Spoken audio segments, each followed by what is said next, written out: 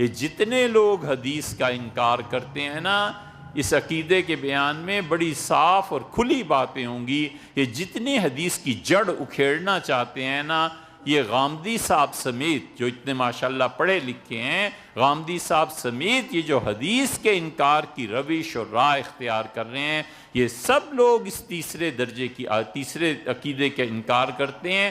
تیسرے درجے میں پہلا 3 چیزیں، دوسرا 5-7 چیزیں، تیسرے درجے میں عقیدے میں ہم ان لوگوں کو کفر کے دائرے سے کم اور اہل سنہ کے دائرے سے خارج سمجھتے ہیں۔ وہ عقیدہ ہے کہ ان سے پوچھو رسول اللہ صلی اللہ علیہ وسلم کی شفاعت کا، جتنے ایسے لوگ ہیں رسول اللہ صلی اللہ علیہ وسلم کی شفاعت کا انکار بھی کریں گے اور تعویل بھی کریں گے، خدا انہیں محروم رکھے۔ یہ گمراہ لوگوں کو خراب کرتے ہیں۔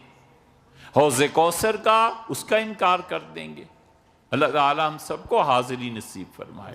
وہ اتنی بڑی چیز ہے کہ رسول اللہ صلی اللہ علیہ وسلم وفات سے چند دن پہلے تشریف لائے اور آپ گویا لڑکھڑا رہے تھے نقاہت کی وجہ سے، کمزوری کی وجہ سے، مسجد نبوی میں، اور آپ نے کہا لوگو تم زیادہ ہو جاؤ گے اور یہ میرے انصار کم ہو جائیں گے، یہ اتنے کم ہو جائیں گے کہ آٹے میں نمک کے برابر انصار رہ جائیں گے، اور میرے بعد ان سے نیکی کا سلوک کرنا،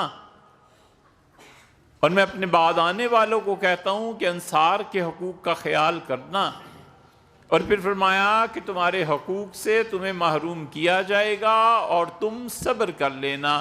مجھے لگتا ہے ایسے آج جیسے میں اپنے حوض کوثر پر کھڑا ہوں، میں تمہارا انتظار کروں گا، تلقونی علی الحوض، انصاریو مجھ سے آ کے حوض کوثر پہ مل لینا۔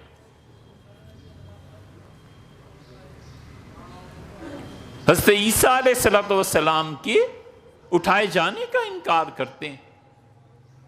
یہ تو عقیدہ ایسا ہے جس پہ کفر کا شبہ ہوتا ہے کبھی کبھی۔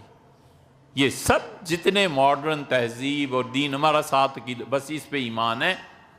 یہ اللہ کے بندو، یہ چیزیں جو احادیث معراج کا انکار کرتے ہیں، سر سید اسی کے قائل تھے کہ جسمانی طور پہ رسول اللہ صلی اللہ علیہ وسلم کو معراج نہیں ہوئی۔ ہمیں کیا سر سید سے چڑھا ہے یار، ہم کیوں ان کے مخالف ہیں؟ انہوں نے بڑے اچھے کام کیے، مگر یہ جو سر سید ہے نا، دوسرا اس کا پہلو کہ معراج کا انکار اور اس کا انکار اور رجم کا انکار اور حدیث کے انکار کی راہ کھولنا، یہ تیسرا جو عقیدے کی تفصیلات ہیں، جب بھی آئیں گی چاہے سال بعد آئیں، پھر ہم آپ سے عرض کریں گے کہ احادیث کی بنیاد پر ان عقیدوں کو ماننا چاہیے۔ 200 صحابہ رضی اللہ عنہ مثلاً یہ کہتے ہیں کہ ہم سب اس کے قائل ہیں کہ رسول اللہ صلی اللہ علیہ وسلم کی شفاعت ہوگی، تو یہ 200 آدمی اس زمانے میں جھوٹ بول رہے تھے، اب انہیں ہوش آئی اور عقل آئی اور خیال آیا اور قرآن کو سمجھا کہ شفاعت نہیں ہوگی۔ رسول اللہ صلی اللہ علیہ وسلم کی شفاعت کا عقیدہ صدیوں سے چلا آ رہا ہے، اس دور اول سے لے کے یہ بنو امیہ کی جتنی بھی بنو امیہ کا دور ہے، اس سب دور میں کسی کو بد دعا دینی ہوتی تھی۔ عمر بن عبدالعزیز رحمۃ اللہ علیہ نے، یہ ان کے تو اس میں بھی آتا ہے سوانے میں، وہ ہمیشہ کسی کو بد دعا دینی ہوتی تھی تو کہتے تھے اللہ تمہیں نبی صلی اللہ علیہ وسلم کی شفاعت سے محروم کرے۔ اگر یہ شفاعت رسول اللہ صلی اللہ علیہ وسلم کی کوئی چیز نہیں ہے، کسی شخص کا عقیدہ ہے، تو ہم کہتے ہیں تم اہل سنہ میں سے نہیں ہو۔ عذاب قبر کا انکار، عذاب قبر پہ سینکڑوں صحابہ رضی اللہ عنہ نے گواہی دی ہے، یار ان حدیثوں کو کہاں لے جاؤ گے؟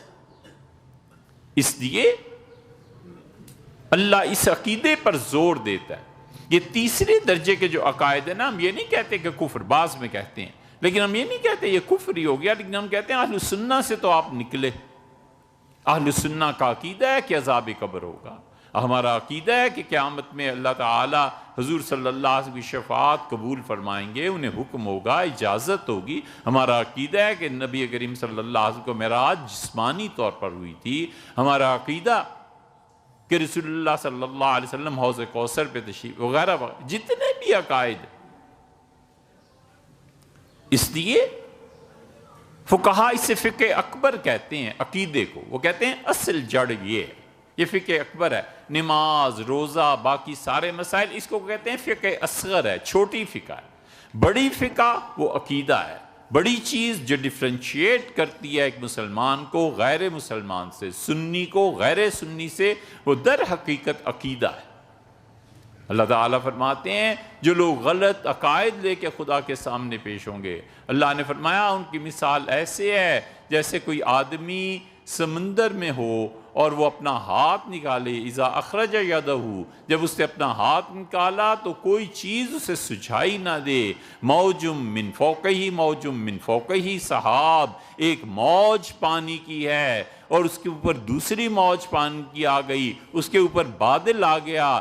اللہ نے فرمایا کہ اپنا ہاتھ نکالتا ہے کہ کوئی دیکھے اور میرے ہاتھ کو پکڑ کے مجھے لے جائے کہیں پہ ساحل پہ، کون لے جائے؟ تمہارا ہاتھ کون دیکھے گا؟ یہ تہ ظلماتم بعضھا فوق بعض، تہ در تہ اندھیروں میں تم ہو۔ اور مومنوں کے بارے میں کہتا ہے کہ نور علی نور، اللہ کا ایک نور نہیں، کئی نیکیاں ان کی اپنے نور کی، کئی چیزیں نور کی اس کے ساتھ شامل ہیں۔ یہ اہل السنہ